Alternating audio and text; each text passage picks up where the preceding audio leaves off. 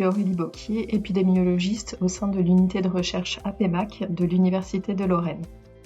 Nos collègues vont évaluer l'impact du programme PrEV-HPV sur la couverture vaccinale et sur les connaissances et attitudes des adolescents et de leurs parents envers la vaccination HPV.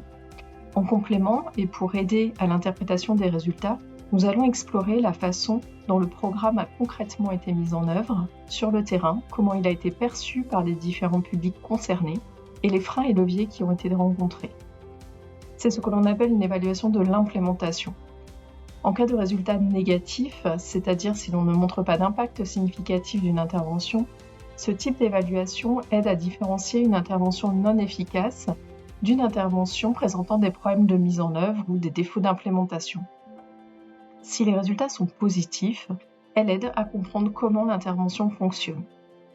Cette évaluation permettra notamment de répondre aux questions suivantes. Comment le programme a-t-il été mis en œuvre ? Quels moyens, quelles ressources ont été mobilisés, que ce soit en termes de matériel ou de ressources humaines ? Le programme a-t-il été mis en œuvre comme prévu ? Des adaptations ont-elles été apportées à certaines composantes ou activités ? Lesquelles ? Pourquoi ? Dans quelle mesure le programme a-t-il réellement atteint les populations ciblées ?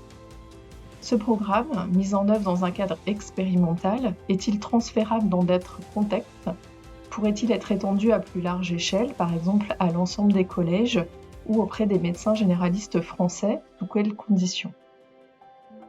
En complément de la notion d'efficacité, il s'agit d'éléments de connaissance essentiels pour guider les décisions de santé publique. Pour répondre à ces questions, nous allons utiliser une approche dite mixte en combinant deux types de données complémentaires.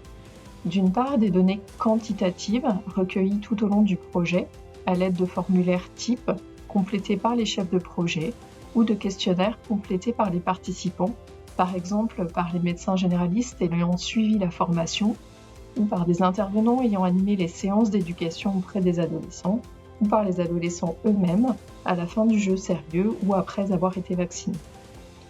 Et d'autre part, nous allons utiliser des données qualitatives recueillies lors d'entretiens de groupe que nous avons organisés à la fin du programme avec des professionnels ayant participé au projet, des infirmières scolaires, des enseignants, des professionnels de direction des collèges et des professionnels des centres de vaccination intervenus au sein des établissements.